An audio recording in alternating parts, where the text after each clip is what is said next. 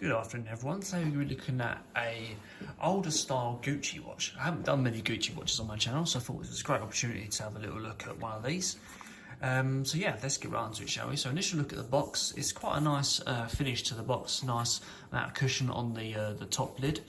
Really nicely well defined.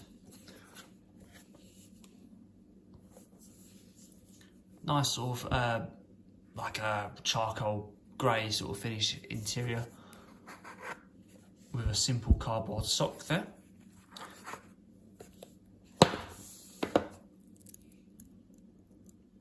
So here we go, guys. It's obviously a bit of a strange watch going on here. Really nice sort of design. So we've got a this is the Gucci 1500L. I couldn't find the nickname of the watch. So it has a 12mm by 30mm case diameter. Thickness is probably around about 5 to 6mm and doesn't really weigh a lot. It's maybe 30, 50 grams or something like that.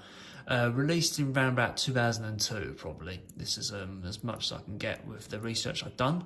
Operates on a Swiss quartz movement, so an ETA 280.0025 dual movement. Meant to be quite a decent subtle movement.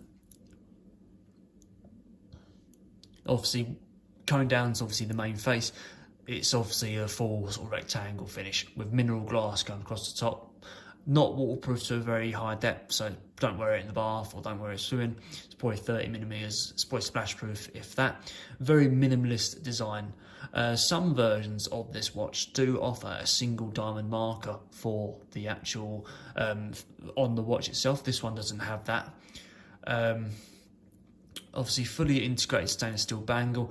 It would fit up to 16.5 centimeters, this single bangle here. And it's got a what they call a horse bit buckle. That's the first I've ever heard of it, but now that you see it, you can probably see where they get that idea from.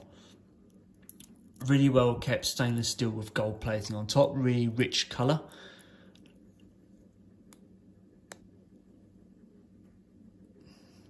There is actually two hands, I thought it was just one.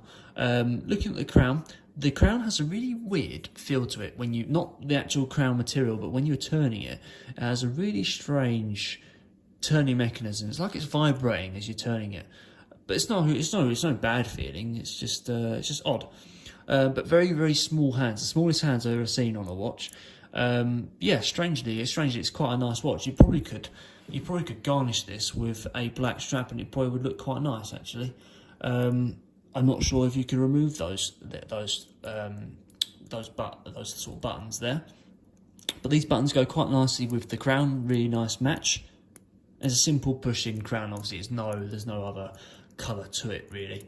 So yeah, that's a little look at the face. Obviously, full polish finish on the outside, consistent going all the way around. You're going to be forever sort of wiping it and cleaning it, but that's some people like doing that. There's no real fault there. The actual price of this probably varies between 120 to 480 depending on the condition that you can get it in. Typically sold obviously without boxing papers due to the age, but yeah, you might get lucky. You might see one on there. Let's see if we can show you this horse bit clasp in a bit more detail. See, that just pops up like that and then it just feeds around. Then that can slot on most wrists. So let's have a look at the back plate. Obviously full Gucci 1500L back plate there with the model code just down the bottom. Obviously fully stainless steel. Not sure how you'd remove that. Probably would be with a little knife to get under that flap there. But yeah, so that's a little look at the back plate. It fits back together just like so. You could probably also adjust that to make it a bit bigger or a bit smaller, put it into different sections if you like, and that just snaps back in place just like so. Really nice system there. Anyway, that's the Gucci 1500L. Hope you enjoyed that and I'll see you on the next video.